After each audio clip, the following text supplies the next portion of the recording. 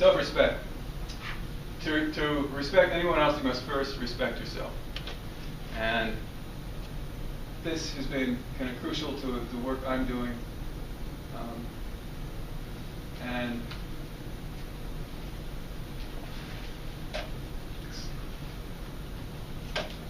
I don't believe we live in a civilization where we don't respect ourselves. And the following points kind of speak for themselves. Human needs unknown or disregarded. Human needs not met. Human needs met ineffectively or at great cost. And human needs met unsustainably. And if you want to see these in action, just look at them.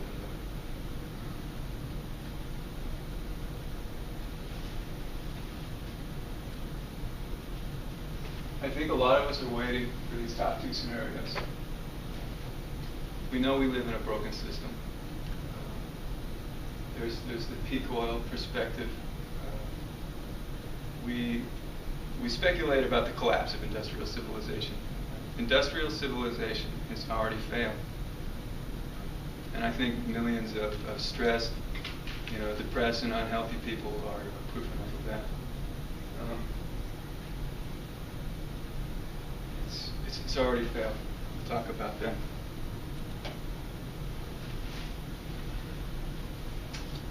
I showed you the list, the shortcomings of civilization earlier. We'll go into more depth with that.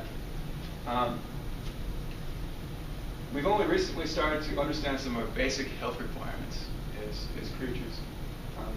Vitamins, things like omega-3 fatty acids were discovered until like the 1960s. We didn't even know they existed. We didn't know they were essential to our health. It's like something you need in your diet that in industrial civilization we weren't getting, but we didn't know that until very recently. And even more recently we discovered that we need sunlight on our skin to be healthy, to synthesize vitamin D. And vitamin D deficiency has been traced to chronic diseases, that sort of thing.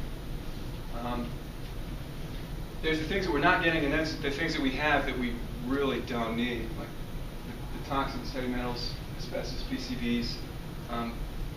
Lead used to be in paint. We used to pipe our drinking water through asbestos pipes. We didn't know. We were plunging blindly into this way of life, and only recently. And science is kind of jogging to keep up with these innovations and kind of understand, well, are they good for us or not? And that's kind of the physical aspect of our needs and our health, but we've got really complex emotional and psychological needs as well. And we're coming to find out that kids that don't play, that don't throw a rock, that don't bounce across logs, their brains aren't developing. They can't read. They're having social issues. And then we're all kind of aware of the effect modern stresses have on human health. Working in an office, staring at a computer screen all day. We know it's bad for us, and science is only beginning to really tell us how stress is related to obesity, how stress is related to mental conditions, anxiety, depression. So I would argue that we know very little about what we need. And these are services that nature used to provide for free. For instance, our lifestyle used to provide us with a lot of sunlight. During the Industrial Revolution, when we started moving people inside, we lost that free service. Kids in factories were getting the rickets. Now we got people taking pills to replace sunlight. So, if we're not getting what we need, and how do we learn what we really do need? And some of the ways that I've come up with for learning about what we really need are described here. There's another one on the next slide. But our needs are really complex. we are not really resilient creatures. We're not bacteria that just need a steady supply of food. You know, we've got complex brains. Our bodies require all kinds of different nutrients. You know, vitamins, micro and macronutrients, minerals, fatty acids. I've looked to evolution because, and our senses. So, simple creatures have simple senses, like basic blue-green algae. They need to photosynthesize, so they need to be able to sense if they're in light or not. Their lives are pretty simple. You know, if they're not in the light, they need to get into the light, and so they got, you know, basic photosensors. As we evolve, we develop more needs, and we've got to have more complicated senses to deal with that, so we can choose favorable environments. So beyond the realm of microorganisms, as we start to get bigger, we have these big bodies to take care of and move around. We develop a nervous system, and the nervous system has needs. We've got to feed our brains. We've got to sleep. We've got to play to practice. You know, make those neural networks happen. And I think our most advanced needs are our social needs. They're the needs that we evolved last. And so if you have a sense for something, if you can feel tired, that means you need sleep. And if you can feel lonely, that means you need company. Anything that you can feel is something that you need. And I think we forget that in our society. We're kind of expected to kind of take for granted that we can't meet some of the needs that we feel exist. So if a sense is not important, for instance, cave fish, right? Fish that evolve in caves lose their eyes. So it would make no sense for us to have senses that didn't correspond to something we needed, or something that we'd never encounter in our environment. It's the same reason fish do not crave chocolate, because they're probably never going to run into chocolate in their environment. And by this reasoning, we know that everything we need has been consistently available over the course of our evolution. We wouldn't have senses and needs that nature wasn't able to meet. And that's key. A lot of people have a vision of the past where people were constantly scrounging, where we were worse off. But according to this reasoning, if we have these senses and we have these needs, something in the past was meeting those.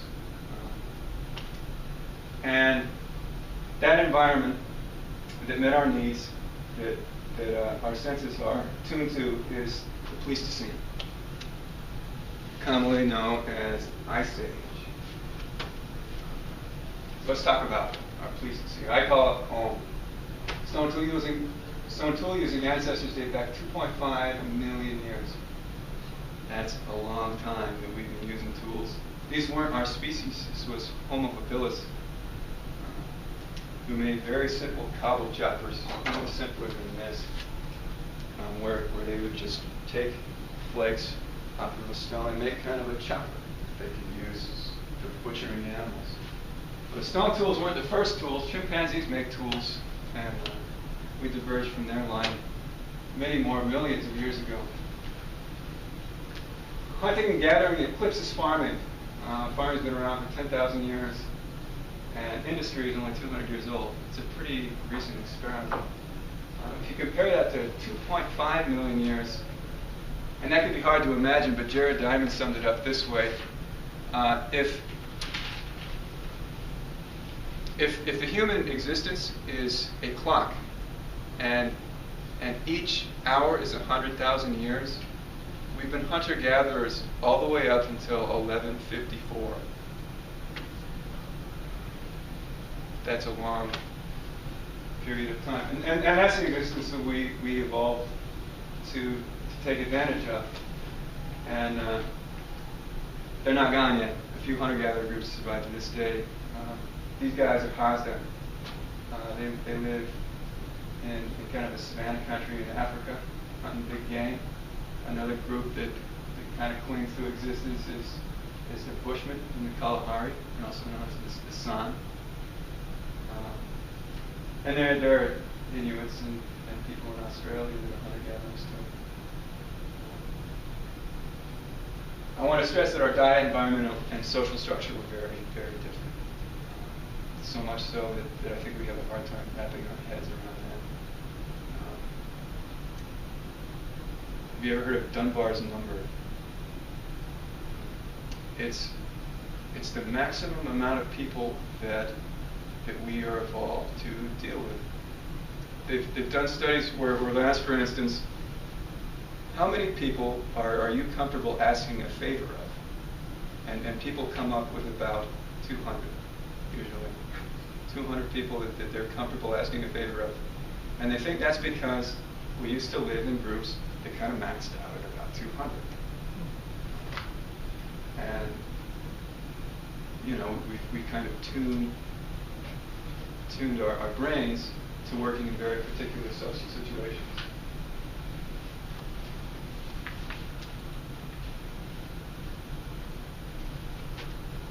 Another way to learn what we need, we know when our instincts lead us to ruin that something is wrong, right? So my favorite example is bears. Like, we know that eating garbage is bad for bears. It's going to get them killed. It makes them unable or unwilling to live a natural lifestyle after they start eating garbage. And they usually have to be put down. If they're being managed, by the Park Service, it's become such a nuisance, and they're self-destructive. The reason that is because bears did not evolve with garbage cans laying around. Without the garbage, bears would lead healthy lives. That's so analogous to people.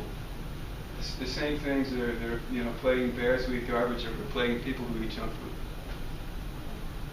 food. When our instinct is to gorge on sugars and fats, and that causes us to get diabetes and heart disease. We know something's up. We know that the environment is not the environment that we evolved. It's not our EEA, our environment of evolutionary adaptations.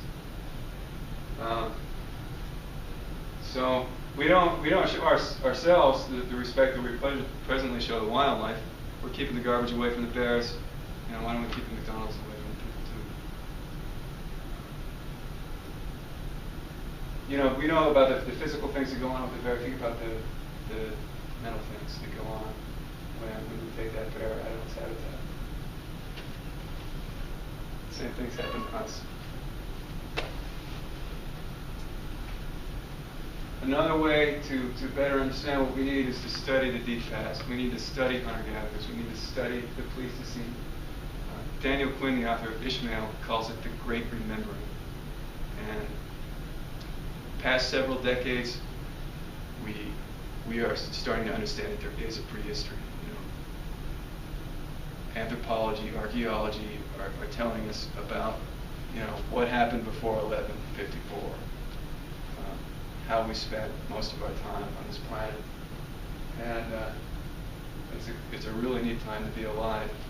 I think a lot of earlier Christian civilizations didn't really believe the world existed before 7,000 years ago, around the time that agriculture came into being. But we now know where we came from. And there are a lot of great books, like Daniel Quinn's book, Jared Diamond's book, exploring our EEA. Knowing about the EEA can help us distinguish our real needs from contrived needs, and that's a statement aimed at advertising, right? So if